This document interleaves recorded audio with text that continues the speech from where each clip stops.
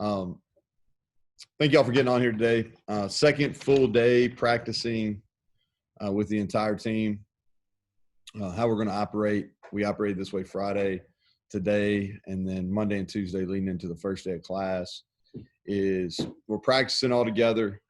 Our initial meeting in the morning is Zoom. And then we get together in the IPF, and we have chairs that are spread out. We've got a big screen set up in there. And we spread them out 6 feet apart. And we're able to have team meetings, which the first one we've had since March 12th was yesterday. And then we bring them back in the afternoon, and we're still in split squads in the afternoon. Split squads is when we watch the video, and that's when we actually come in the building. The only time we come in the building is to watch the video from practice. And we still do that in our gold and blue split squads. And the reason behind that is we just don't want all in one position in a position meeting room inside right now. Anytime we're inside, we're wearing masks, but we're still going to separate. I don't think it makes sense for the first and second team people or two people at any position to necessarily be in the position meeting rooms together. For instance, two left tackles, you don't want them in the position meeting because if they go down, if they get the virus, then they're both out. So we keep those guys separate. Positive note to start is last 150 plus COVID tests we did this week have all been negative. So fired up about that. I think that says that our processes are working. By no means am I getting my pom-poms out and cheering, because I think it's the next 2 weekends are going to be critical. And that's what I told our players. And to me, everything in life is about sacrifice. You have to sacrifice things you want. And football has always been a sacrifice. To play football at this level, in the Power 5 levels, takes a huge amount of sacrifices.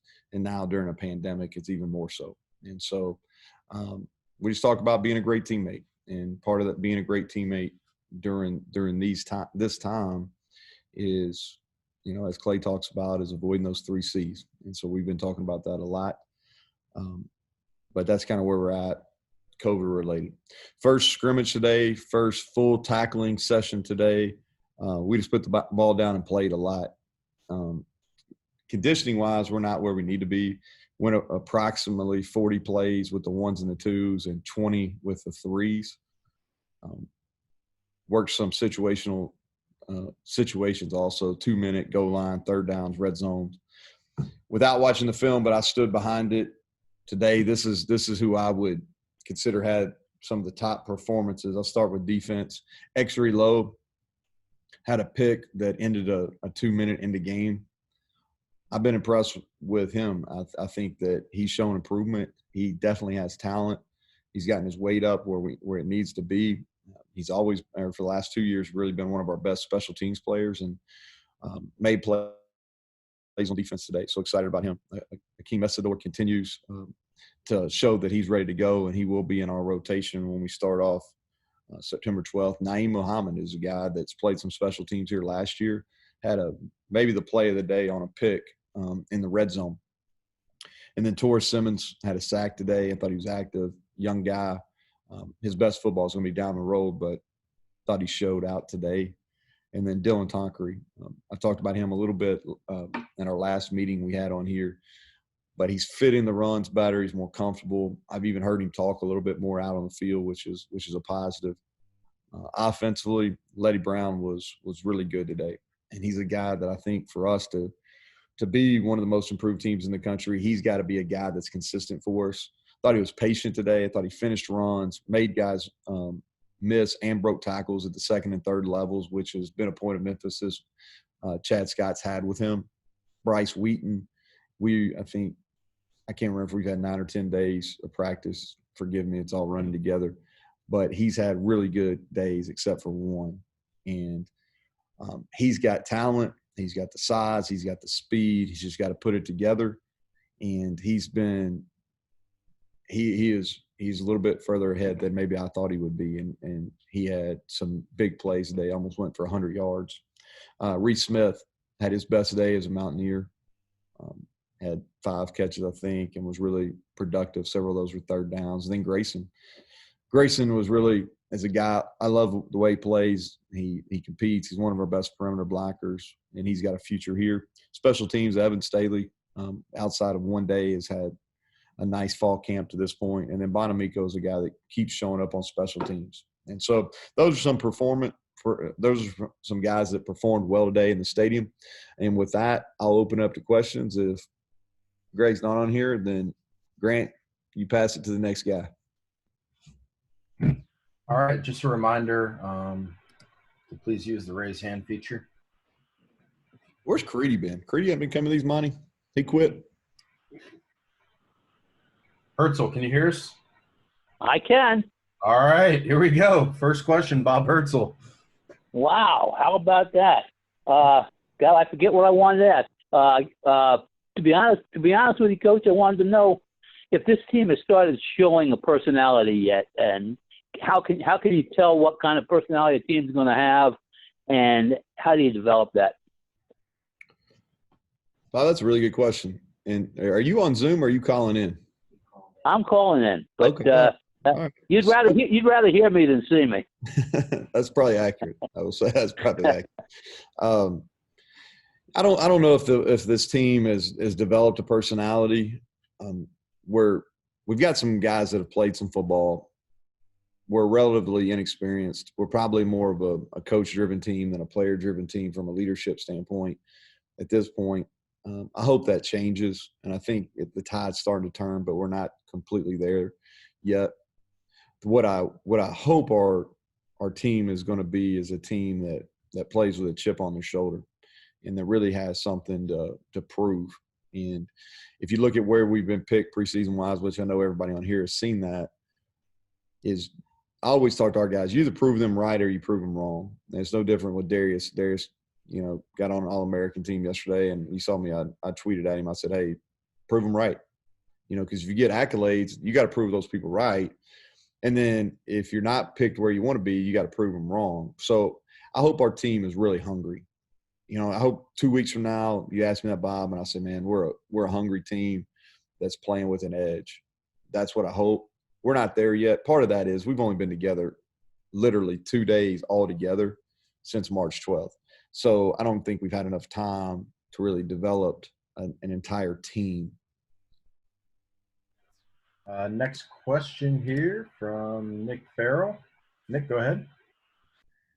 Coach, no positive test results since preseason camp began. How important has your support staff been, athletic trainers, medical staff, equipment staff, through this entire process? And then as a follow-up to that, as you advise your players to make smart decisions, is it possible that they can be seen as leaders on campus, making smart decisions, not just for the sake of football season, but for the safety of the campus community at large?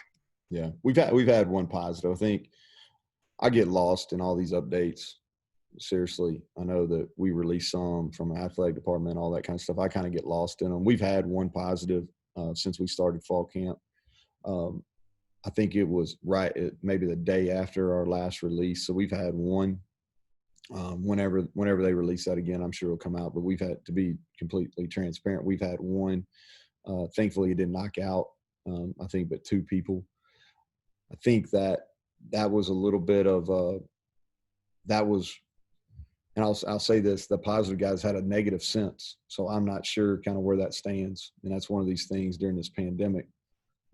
Had a positive test and 2 days later had a negative test, which that's the first time we've had that happen. So I'm not even sure how that goes. Some of that's, a little bit over my head. I'll say this. I think from what we're doing, even with that positive test, but how we've tried to do our workouts and how we've done our meetings and everything, just the limited number of people that were contact traced with that positive, I think speaks to our medical people, our training staff, and then what our players and our staff are doing as far as heeding those protocols and procedures we have in place. I hope our student athletes are leaders. I hope our football players are leaders in a pandemic or out of pandemic. I hope they're probably held to a higher standard, which is understandable. There's rewards that go with being a part of the team, being a part of a state university's football team. So I hope we're leaders even without a pandemic going on, but even more so maybe doing that and making good decisions. And I think if they make poor decisions, it'll be even exposed more so than in a normal situation. Next question here from Keenan. Go ahead, bud. Two here for you, Deal. First of all, how are things going with the offensive line? I know you guys are just starting to really get physical, but how are things developing there? And secondly, you've talked about Bryce quite a bit, since fall camp started. Did you see this coming, or is this kind of surprised you too? Because I know at times he dealt with consistency last year. I think it's just growth by him. He was growing. I think that he handled the pandemic pretty well. He continued during OTA or during the workouts and then OTAs. He's got the skills. He's got the talent.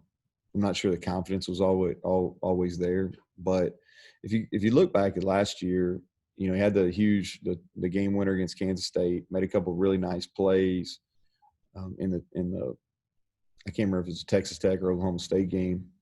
So you started seeing some signs. You started getting confident, and that's what's happened in this camp is he has made plays, and you can see him before your eyes gaining some confidence. And so I'm not totally surprised. I knew he was going to be a really good player here. I just didn't know exactly when it was going to happen. And he's not to that point yet. He's got to go out and do it on Saturdays in games. But it is, he's shown up several practices. He showed up in the scrimmage today. And my belief is most people, it's not always 100% the case, but most people that perform well in practice and perform well in scrimmages, usually that carries over to the game. And I expect that to be the case with him. So I'm not surprised. And no, I knew it was going to happen. I just didn't know when. What was the second question? Offensive line. Yeah. Thanks. So we ran the ball better today. Now you're always, as a head coach is sitting back there watching, you're always wondering if that's quality offensive line play, quality running back play, or bad defense.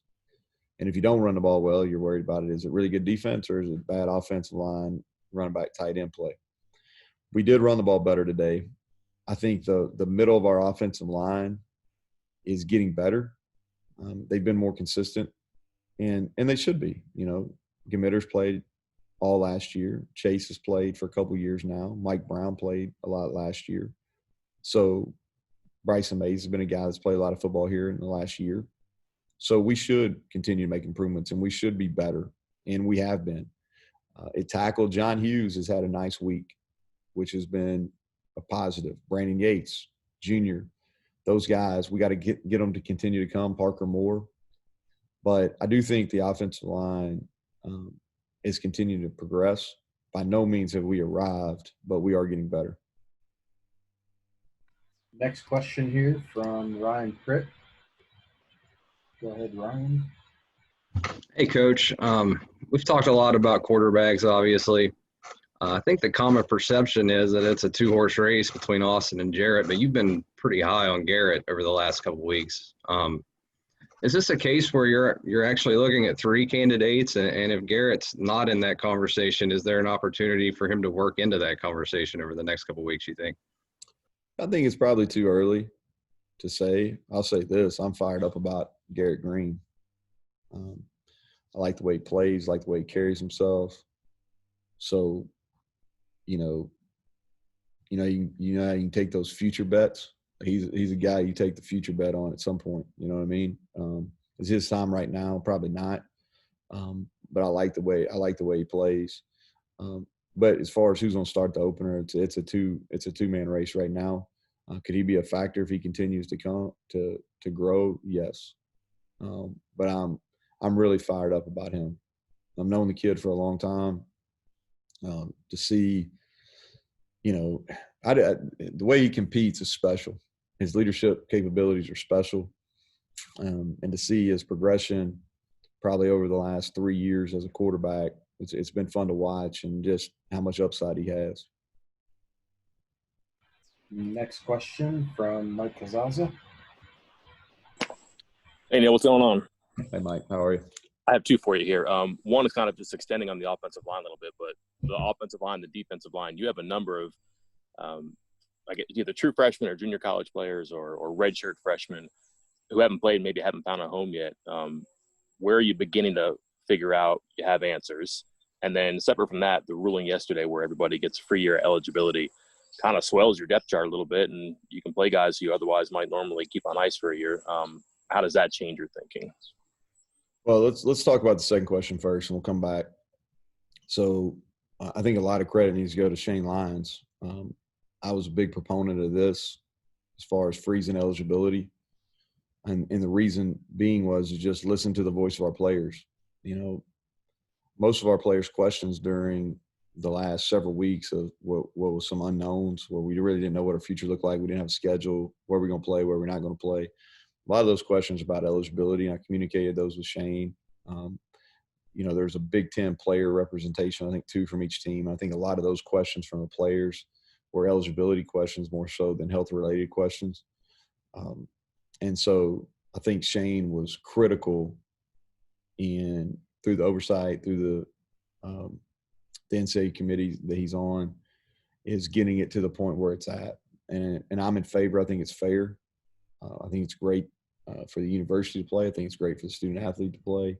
And now there's if they're comfortable with the health related risk associated to it with playing right now, then they don't have to worry about the eligibility piece. I think there's some roster things you'll have to figure out, some scholarship ramifications, things like that. But I think that's for another day. I think for right now, this is the right decision to allow guys to play with a free mind and not worry about, hey, is this going to be worth accounting for one of my 4? Now they freeze eligibility and they can play and really play without concern over eligibility. So I'm in favor of that. I think the change for this football season, what it'll do is it makes more guys available for you, probably on special teams, and you're not worrying about, you know, is this one of the 4 games I'm going to play? Because that's a little bit of there's a lot of strategy, and we talked about this some last year. There's a lot of strategy in deciding when you're going to play your 4 games. And so, like, I'll give you an example. Sean Martin, who you all know, is a guy. He had a good day today. I should have probably listed him. He had a sack and really had a nice day.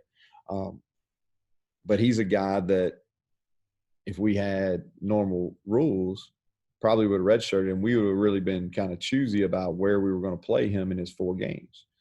Now he's a guy that we can play and bring him along, and by the end of the year will be a solid contributor for us, but we don't have to worry about that 4-play limit or a 4-game limit. So, and I think it'll really show up on special teams. Some of the young wideouts we have in our program, that we'll be able to have more depth on special teams and playing those guys. So I think that those are benefits. As far as the O-line and the D-line go, is really the evaluations for them basically started yesterday.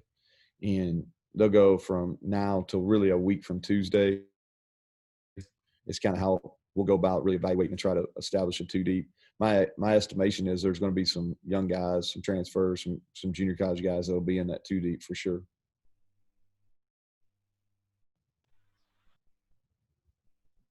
The next question comes from Kevin Kendrick. Go ahead, Kevin. Hey, Coach. Greg's not playing hooky today. It's his daughter's birthday, so he's involved in that one. It's definitely more important. Yeah, he's not skipping out. I'm looking at if you see me looking at my Apple Watch, it's because mine's playing right now. So I get it. Gotcha. You mentioned several different situational things in scrimmage today. Any one of those types of things stand out to you as good, or on the flip side, something that you saw you really need more work on? Yeah, red zone, I thought, and that's a huge area that we're focused on offense and defense, and we did a sudden change there, really simulating a turnover, sudden change, and defense really stepped up and won both of those. Held the ones to nothing, missed field goal, and then this 2s made a field goal. So really positive defensive win in there. And then in the game, the offensive ones versus defensive ones, we played a situation 2-minute where about 1:18 ago, the offense had to go the length of the field to score, defense up by 7, and the offense executed and scored a touchdown 3rd and 1 from the 1 with like 9 seconds to go. But then the defense came back and made a great play on a 2-point play. We went for 2 for a win, and defense made a great play. So those are some situation type things that we did that worked out well. Next question here from Jared. Go ahead, Jared. Hey, Coach. I was just curious. Obviously, no fans at the Eastern Kentucky home opener.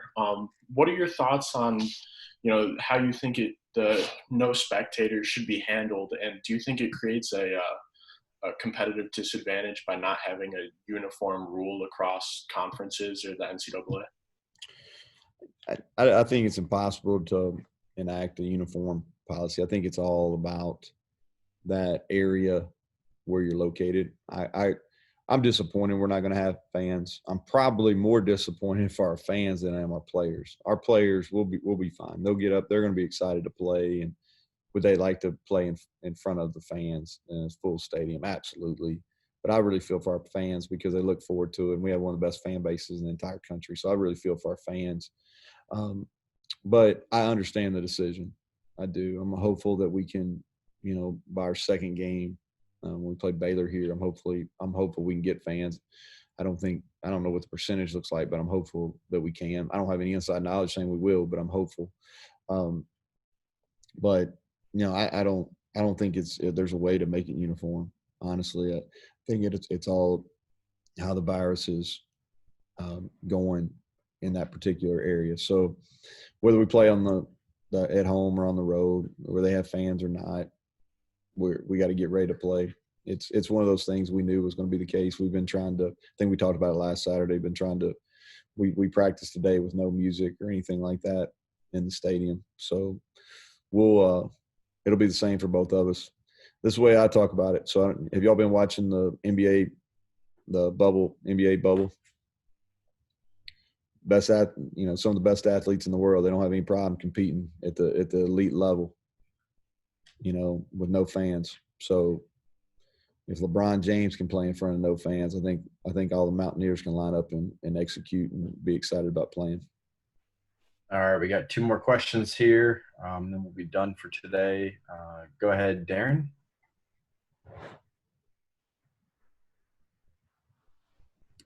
Hey, Coach.